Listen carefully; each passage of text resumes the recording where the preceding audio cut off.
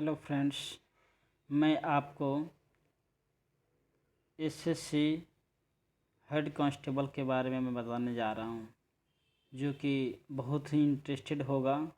आप जैसे एसएससी का साइट खोलें, एसएससी के साइट खोलने के बाद आपको सबसे पहले इसमें रजिस्ट्रेशन करना होता है, जो कि आपको लगेगा आधार कार्ड, मैट्रिकुलेशन के मार्कशीट और आधार नंबर नेसेसरी नहीं है। अगर है तो दे सकते हैं, नहीं है तो इनरोलमेंट नंबर आप दे सकते हैं, या अगर नहीं है तो आप अदर दे सकते हैं। ड्राइविंग लाइसेंस दे सकते हैं, पैन कार्ड दे सकते हैं, वोटर आईडी कार्ड दे सकते हैं।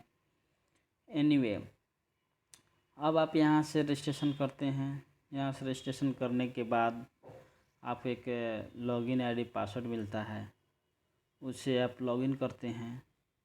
लॉगिन करने के बाद आपको एक कैप्चर डालना पड़ता है, जो कि मैं आपको बता दे रहा हूँ। कैप्चर हो गया एम, जैसा जैसा लिखा रहता है ना, आपको वैसे ही डालना पड़ता है और फिर उसके बाद से आपको सबमिट करना पड़ता है। तो यहाँ से आप सबमिट कर दिए तो फिर यहाँ पर लिखा रहता है एसएससी हेड कांस्टेबल मिनिस्ट्री इन दिल्ली पुलिस एग्जामिनेशन 2022।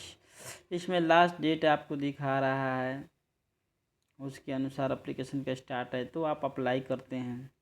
जैसे ही आप अप्लाई करते हैं तो यहाँ से रीमा कुमारी हैं, यहाँ से आपको जो है धीरे धीरे सारे चीज़ें देख के मैचिंग कर, क्योंकि ये इनका डिटेल इसलिए पूर्व से आ गया क्योंकि वो जो है दे रखा है, रजिस्ट्रेशन कर रखा है। फिर यहाँ से देना पड़ता है कि क्या इसमें आप नो कर सकते हैं। जो एनसीआर दिल्ली के हैं तो ओबीसी में आते हैं तो वो कर सकते हैं, वो कास्ट लिस्ट में आते हैं। फिर यहाँ से कहता है कि आप फीमेल हैं तो विधवा हैं या डिवोर्स हैं तो आप इसमें आप दे सकते हैं, उन लोगों को छूट मिलता है।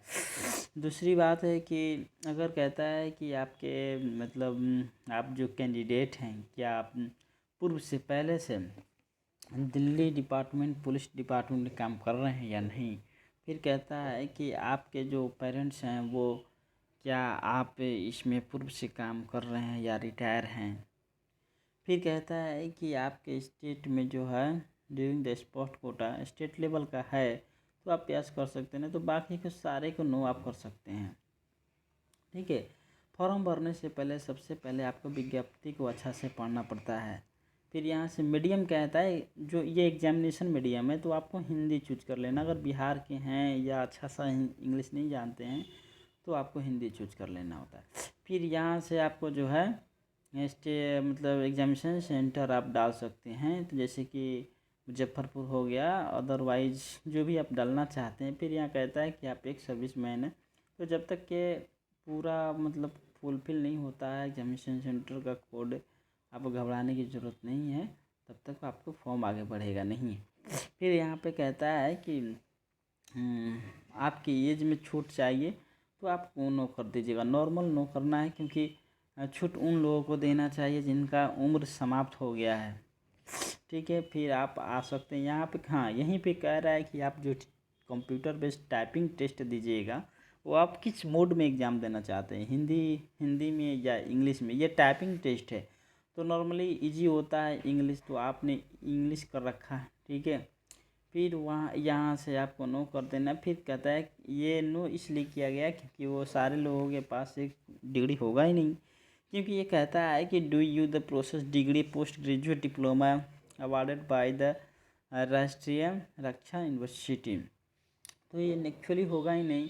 फिर यहाँ से कहता है कि आपके जो यहाँ पे कहता है, जो मैं बता दे रहा हूँ, यहाँ पे कहता है कि हाईएस्ट क्वालिफिकेशन। तो मान लो कि आपने ग्रेजुएशन कर रखा है, ठीक है, तो आप ग्रेजुएशन देना चाहते हो तो दे सकते हो, नहीं तो ये इंटरमीडिएट लेवल का ही वैकेंसी है तो आप इंटरमीडिएट दे सकते हो, नो डाउट।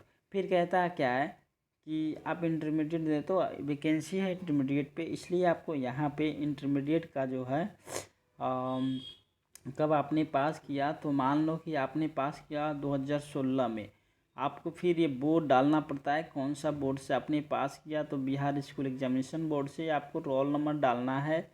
ठीक है। उसके बाद आपको जो है परसेंटेज डालना है, ठीक। फिर यहाँ पे कहता है do you want to make your the personal information, तो फिर इसको यस कर दीजिए, ठीक है।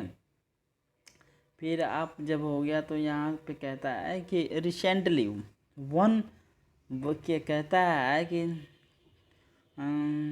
17 फरवरी 2022 के बाद का फ़ोटो लिया होना चाहिए। तो फ़ोटो दीजिएगा, कम से कम फ़ोटो का होना चाहिए, साइज़ 20 KB से 50 KB के अंदर, सिग्नेचर का होना चाहिए 10 KB से 20 KB के अंदर, वो आप डालोगे। फिर यहाँ से डाल के आप सबमिट करोगे, ठीक है।